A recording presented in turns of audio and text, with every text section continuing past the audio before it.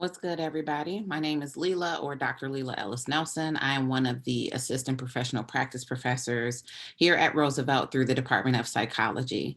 I teach between the undergraduate master's and the doctoral program, but the reality of it is if you need something, feel free to let me know. Always feel free to connect with me via email. I can be reached at lellisnelson@roosevelt.edu. And you'll hear back from me very quickly, and I'll make sure to help you out to the best of my ability. And often, if I don't have the answer to something, more than happy to connect you to someone throughout the university or even in the community to help you resolve whatever may be going on in the moment. But I did want to take a second and thank Carl through MSSS for offering me an opportunity just to talk to you all a little bit more about just mental health as a whole, right? So I identify as a Black woman. So my understanding of mental health is a little bit different than some of the typical people that you hear usually having these dialogues and these conversations. And honestly, the reality of it is it comes from knowing the history of mental health services and Black people. And then me doing my own research to better understand what that is, but also looking into how mental health services have impacted the lives of other BIPOC folks.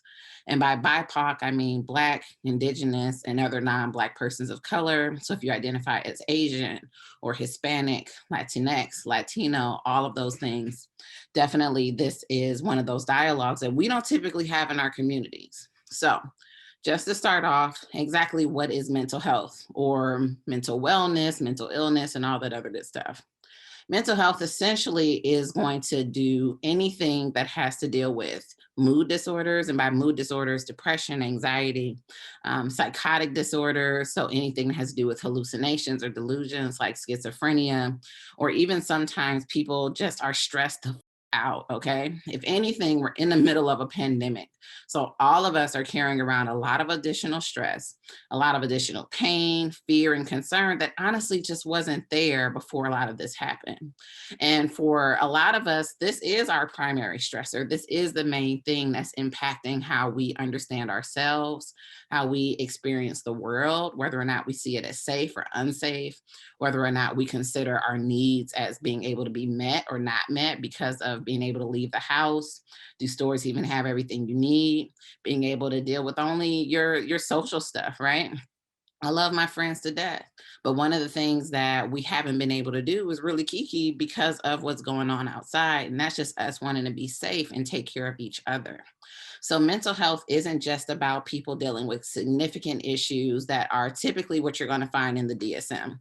And by DSM, I mean the Diagnostic and Statistical Manual. If you're not going into psychology or don't have a diagnosis, you probably are like, ugh. But the DSM is helpful on our end to really allow us to differentiate between what are some of the more significant issues worthy of a diagnosis and other forms of treatment. Sometimes treatment means medication. Sometimes treatment is going to therapy, whether that's individual therapy, group therapy, family therapy, couples therapy. And couples therapy can be for people who are in a monogamous relationship, if you're in a poly relationship. So, all types of stuff, or some people who just need to find some assistance working on their own coping skills and just setting boundaries with other people too. Honestly, that's what a lot of us need to do a lot better with, is setting boundaries, learning how to say no, working to really understand and listen to our bodies and listen to our minds and listen to our spirit, to what is actually telling us that we need, so that we can show up for ourselves and take care of our stuff in the same way that we do that for other people. We often tend to deprioritize what our needs are. And then it gets coded as, oh, well, that's being selfish, or well, this person's always done this for me, or this person raised me, so I have to go out of my way to do X, Y, and Z. And the reality of it is you can do all of that, but eventually you're gonna run out of steam.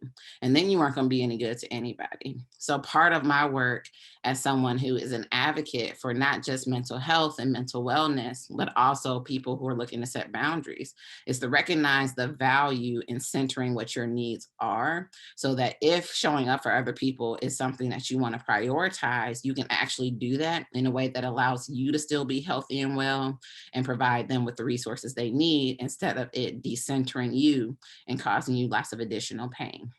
So all of that falls under the umbrella of mental health. We essentially just want to make sure that what's happening up here and what's happening in here is healthy, it is positive, and it's coming from a place where you have adaptive skills and coping mechanisms. And by adaptive, that just means that stuff is working for the good of you and not deteriorating you. But we can also honor that there can be barriers to your ability to even be able to do that or get that way.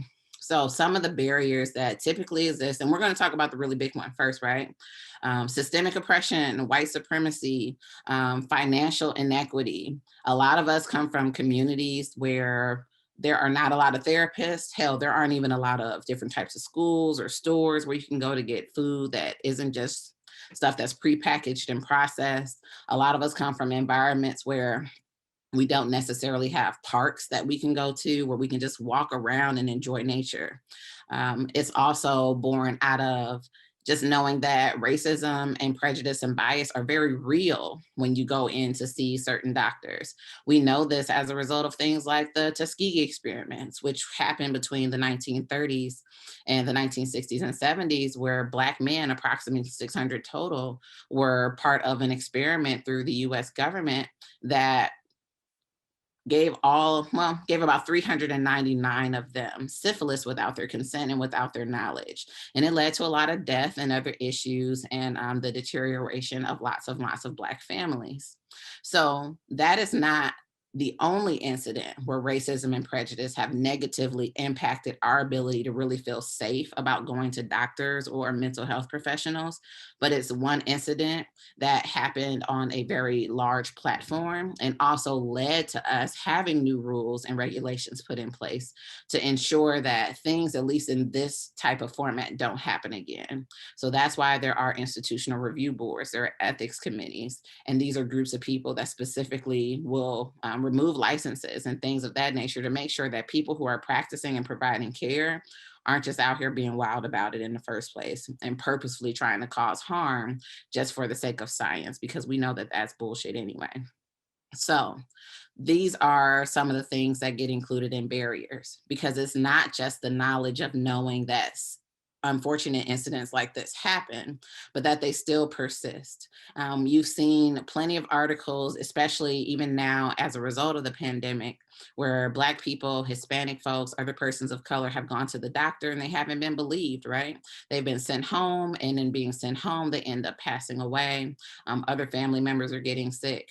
These are just part of a larger issue of systemic racism and prejudice and bias that exists within medical and mental health fields.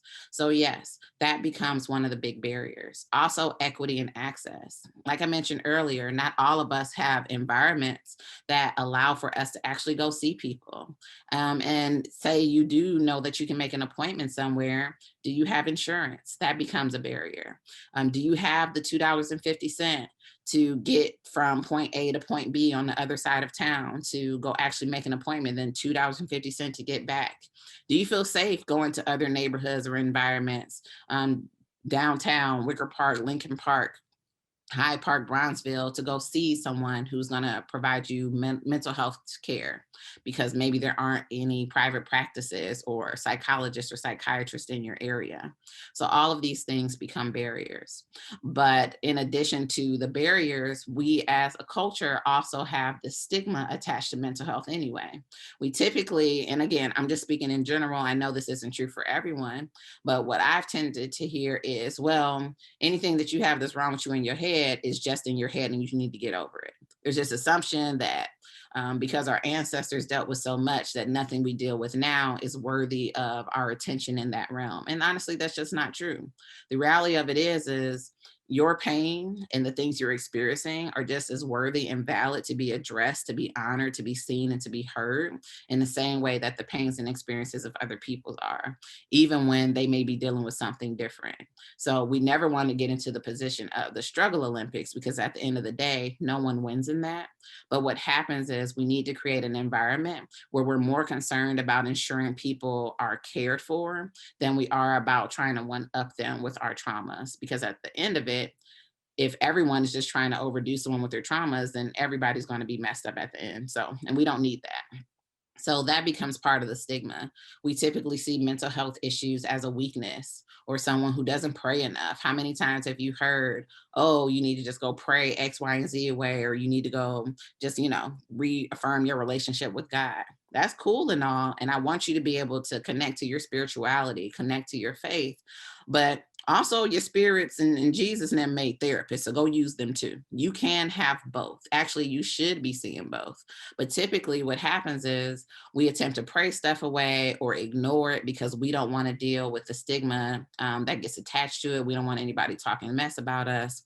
We don't want to be seen as weak, especially if you start to mix in things related to gender and sexual orientation and all those other ways that we confound our stigmas and our stressors. And we don't deal with them. So we get into relationships or we make these connections with other people. And even the connection we have with ourselves becomes really, really negative. So this is why I encourage you to consider that a lot of times stigma is born out of the pains of oppression. And a lot of that pain has very deep historical roots that extend from the transatlantic slave trade until right now in 2021. But the reality of it is we are working hard as a field to address those issues so that we can knock down those barriers and allow for greater access and equity and support. And one of the best ways that we've done that is for people that look like me. So, right. So it's having more people in these fields be able to provide this level of care and support is something that has allowed us to feel safer. And I get it. Not all skin folk is kinfolk.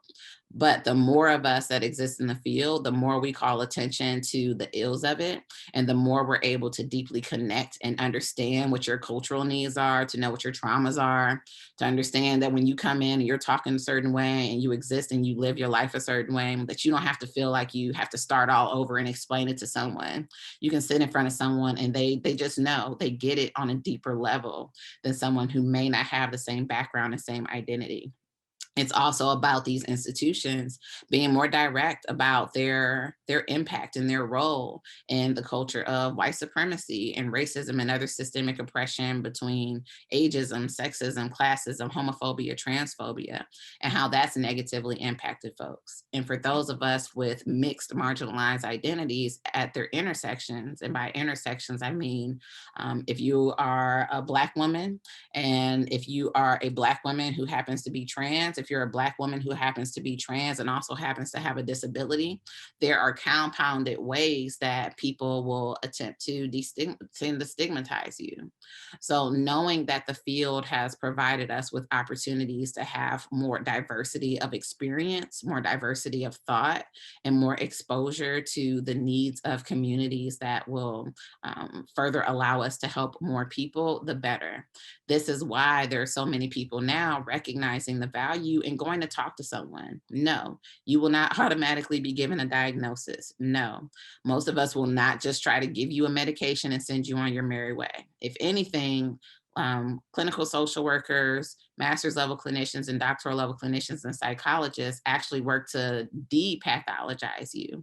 And by depathologize, that means they go out of their way to find alternatives to make you feel like yourself outside of medication, outside of putting labels and diagnoses. And don't get me wrong, sometimes they're necessary, but the goal is to not just provide a label and a medication and poof, send you on your way and be done, but rather it's to show up with you empathically and be present wholly to ensure that your needs are met. And sometimes that means doing things related to the culture, related to your family, related to your school environment, your work environment, you name it. But the goal is to always show up for you.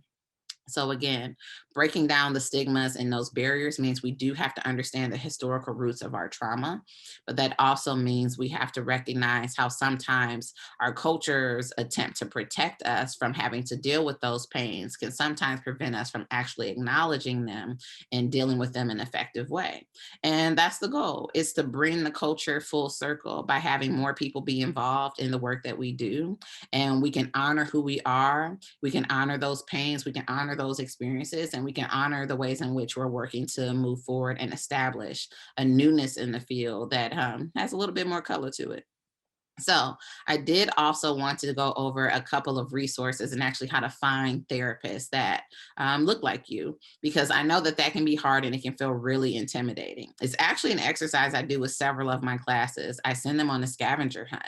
I tell them, all right, now I need you to go find 5 eating disorder treatment centers in Inglewood and Calumet Heights on the Gary, Indiana border over in Pilsen. I need you to find these same treatment centers in Evanston and Skokie and Wicker Park and Lincoln Park and in the Loop, and tell me what the difference are. The reality of it is there's going to be more resources in areas that have additional financial stability as a community, but those areas also tend to be less diverse. So when we are leading our own support, it can feel intimidating and it can feel almost impossible. But there are lots of groups and organizations that have actually been put together to help our ability to make that process easier. So, one thing you can do is ask your local mental health professional. So, you all know one as of now. So, if you ever need help finding somebody in your area, in your community, I got you. Actually, I get a lot of requests for referrals on a regular basis. I know people who see people on a sliding scale, which is a question you can ask. Sliding scale means that you don't have the ability to pay someone's full fee, and based on your income, what is the lowest rate possible available to them? So, if you're a self pay client, sliding scale is something you want to ask for. If you have insurance, you just want to check in to make sure that they take your insurance there. They can do a pre check just to make sure that you're able to actually see them specifically. But also, you want to consider exactly the different places that you can go in order to find stuff as well. So, I mentioned a little bit ago that there are a couple of organizations that have actively worked to ensure that people like us have the ability to be seen and our needs to be met. So, I'm just going to show you a couple of websites and I'll provide my information again. That way, if you have more questions later on, you can definitely check in. So, if you have a tiny human or know someone else who does, Therapy for Black Kids is bomb. I've used it a couple of times for myself. So, essentially, the goal is to find child and adolescent therapists and social workers that can provide support to tiny people. And when we're talking about kids, typically the age is somewhere between 18 and younger, but typically the work can also look like 14 and younger. So they have a complete directory where you can look through the therapist locator up here on the top of the screen, and it provides you with a few additional websites that you can consider. So Melanin and Mental Health is a really great one. They also have a directory, inclusive therapist. There is a queer therapist of color website as well. I'm actually going to make you a little cheat sheet of all of these places and I'll provide it so that it can be passed out to you all. Psychology Today, but also Therapy for Black Girls and Therapy for Black Men are also organizations and groups that you can draw on as well. They also have some parenting tools here too, because honestly, sometimes the ways that we were raised aren't ways that allowed us to really feel great when we grew up. And so that we don't pass down those transgenerational curses and traumas, we have to have the tools and ability to do so. So I'm glad that Therapy for Black Kids has that available. So here's Therapy for Black Men. Again, it has a long list of resources. They have a blog. Feel free to follow them on social media. If you're looking for a therapist or you are a therapist and you want to be added to their directory, you can do that here. And then you also have Therapy for Black Girls, very same setup. They also have a dope ass podcast, so feel free to check that out. Finding a therapist or also to be added to their directory is here as well. And when using these directories, you don't have to have all the information filled in necessarily. So you just click on Find a Therapist.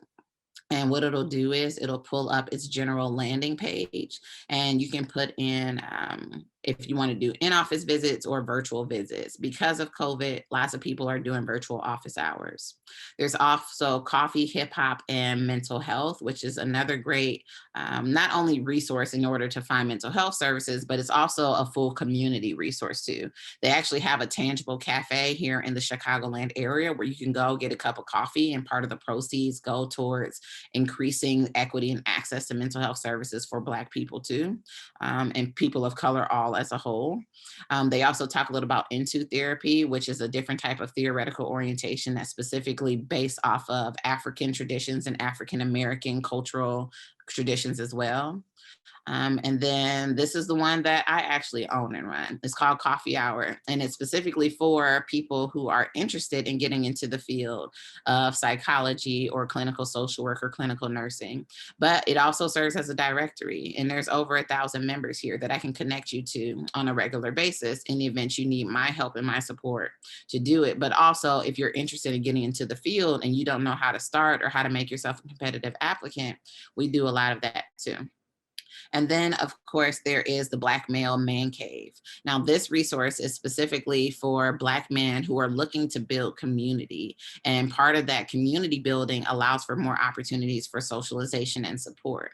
So, again, if you need any help finding a place that is going to suit your needs, or you just want to work on developing your own ability to advocate for yourself and show up for you, feel free to let me know. Another big component part of that is making sure that you know that it's okay to date your therapist. Just because it didn't work out for the first person you met doesn't mean that therapy is a bust. It just means that we try something different. But again, my name's Leila. I work through the Department of Psychology. My email is Ellis-Nelson at roosevelt.edu. Thank you guys. And if you need anything, you know where to find me.